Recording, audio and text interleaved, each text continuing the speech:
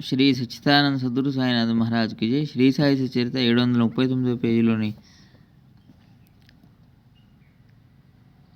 87వ నుంచి ఈరోజు చదువుతున్నాము. నిత్యానిత్య వస్తు వివేకంతో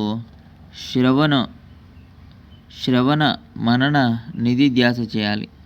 శమధమాది షట్ సంపత్తిని సంపాదించుకోవాలి. అప్పుడే అజ్ఞానం నశిస్తుంది. జగత్తు నాకంటే వేరు, నేను పరిమితుణ్ణి, పరిచ్ఛిన్నుణ్ణి, నేను ఈ శరీరాన్ని మాత్రమే అన్న భావన శుద్ధ అజ్ఞానం.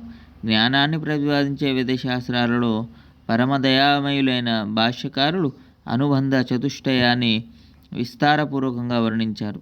అధికారి, విషయం, సంబంధం అనేవి 3/4వ అనుబంధం. ప్రయోజనం యొక్క వివరణతో అజ్ఞానం నశించే మార్గం అప్పుడు బోధపడుతుంది. జీవబ్రహ్మల ఐక్యమవడమే ఇదే వేదాంతంలోని ముఖ్య విషయం. ఆ ఐక్య ప్రమేయాంతర్గతంలో ఉన్న అజ్ఞానాన్ని నశింపచేయడం ప్రయోజనం. ఆ మూల అజ్ఞాన నివృత్తి ఆత్మానంద ప్రాప్తి కనుక యుక్తి ప్రయుక్తులతో అజ్ఞానాన్ని నశింపచేయడం ఆవశ్యకం. జీవబ్రహ్మలయందు ద్వైతభావం తొలగకపోతే జ్ఞానులు కారు. శరీరాభిమానం ఉన్న వారి జ్ఞానం సంపూర్ణ అజ్ఞానం. అనుచితమైన కర్మలను ఆచరిస్తూ జ్ఞానులమని చెప్పుకునే వారి జాగృత జ్ఞానం తగలబడినట్లే. వారు నిద్రిస్తున్న కుంభకర్ణులు. వేదశాస్త్రాలలో చెప్పినట్లుగా విపరీతంగా ఆచరిస్తూ వర్ణాశ్రమ ధర్మాలను పాటించిన వారి చిత్తశుద్ధికి సాధనం వారి అజ్ఞానాన్ని నశింపచేయడం ఒకటే. సత్వరజస్తమాది 3 రకాల గుణాలు, శబ్దస్పర్శ రూపరసాది విషయాలు, అనేక రకాల వికారాలు, జిహ్వ మరియు ఉపస్థ ఆది ఇంద్రియాలు, వీని ద్వారా బ్రహ్మాది దేవతలందరూ కూడా మోసగింపబడ్డారు.